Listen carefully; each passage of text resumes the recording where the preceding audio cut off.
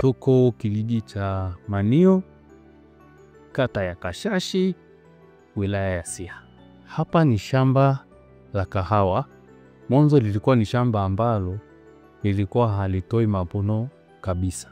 Hapa ndipo nilipopata wazo la kwanza kuzalisha mbolea.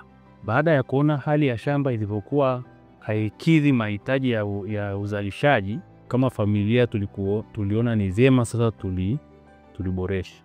Na katika ule uboreshaji, wazo la kwanza ilikuwa ni tupande kahawa.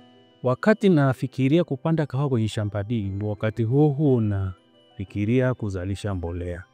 Kwa hiyo niliona kwamba kitu cha kwanza cha kuonyesha mbolea na uwezo gani, nitaanzia kwenye shamba hili la kahawa. Kwa hiyo, kwa ile idea ya mbolea na idea ya kahawa, ndio ilipeleka sasa shamba hili tukalipupua upya. Na katika hali hii ile ya ufufuaji wa shamba, ilibidi kwanza tuhakikishe tumepata mbegu sahihi ya kahawa ambayo tulipata takri kupitia kitawi ambalo liko fuka sanya juu. Na hapa tulipanda miche 650 ya kahawa. Na baada ya kupanda ile miche tuliendelea kutumia mbolea ambayo ilikuwa nazalisha. Wakati huo mbolea ilikuwa sijaibatiza jina.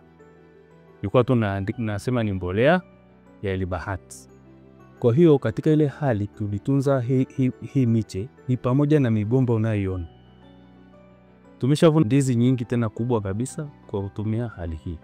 Kwa hiyo shamba hili halijawahi kutumia mbolea yote ya kiwandani na haijawahi kutumia kiatilifu chochote zaidi ya viatilifu ambavyo mimi nilikuwa na viandaa. Kuna aina nyingi za viatilifu ambazo ukizitumia hazina madhara kwa baadhi wa wadudu.